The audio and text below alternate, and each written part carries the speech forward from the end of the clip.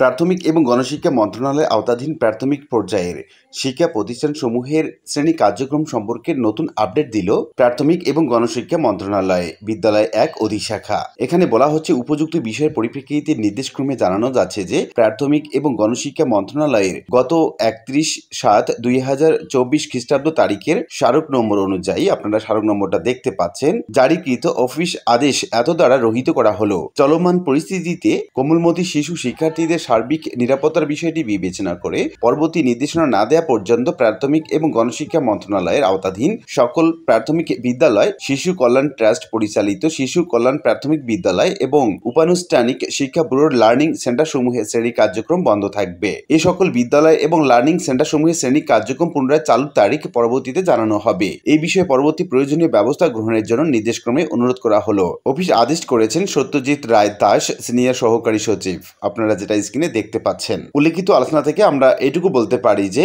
প্রাথমিক এবং গণশিক্ষা মন্ত্রণালয়ের আওতাধীন প্রাথমিক পর্যায়ের শিক্ষা প্রতিষ্ঠানসমূহ অনির্দিষ্টকালের জন্য আবারও ঘোষণা করা হলো। আশা করি বিষয়টি বুঝতে পেরেছেন। আর আজকের ভিডিওটি এ পর্যন্তই। আশা করি ভিডিওটি আপনাদের ভালো লেগেছে। ভিডিওটি ভালো লাগলে লাইক কমেন্ট করতে ভুলবেন না। দেখা হবে অন্য কোনো ভিডিওতে। সে পর্যন্ত সবাই ভালো থাকবেন। ধন্যবাদ।